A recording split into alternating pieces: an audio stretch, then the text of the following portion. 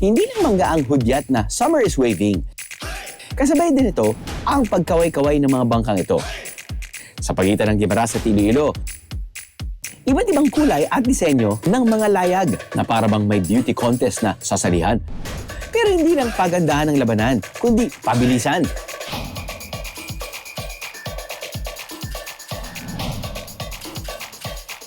Ang mga bangka ito, pinangkakarera tuwing Parao Regatta Festival ng Iloilo. Paunahan ng mga bangka sa pagtawid sa 30 kilometrong layo sa pagitan ng Guimaras at Iloilo. Bukod sa pabilisan ng mga paraw, pagandahan at pakulayan din ang labanan dito. Kanya-kanyang disenyo ng mga layag, ang mga kalahok at kapag sila'y humarurot na sa dagat, parang mga art pieces na kumakaway ang mga layag. Ang title holder sa karerang ito, ang grupo ni Carl Anthony. 8 taong gulang pa nga lang daw siya. Sumasama na siya sa kanyang tatay sa pangangarera.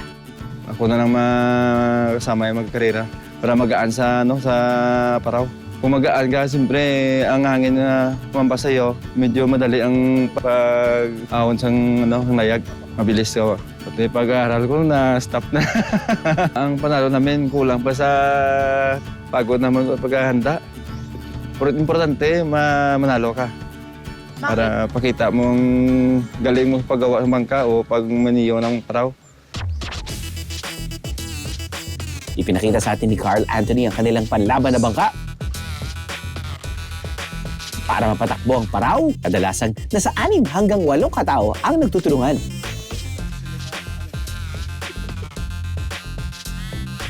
Matapos may handa ang mismong bangka, dahan-dahang inangat nila Carl Anthony ang kanilang panalong layag na ang bida, Dolphin. Parang mga amunang isda sa dagat. Mabinas pa sa pang isda. Handa ng magpasiklab ng bilis sina Carl Anthony.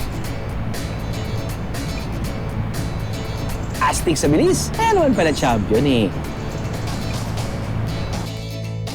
I have the meeting is BIA.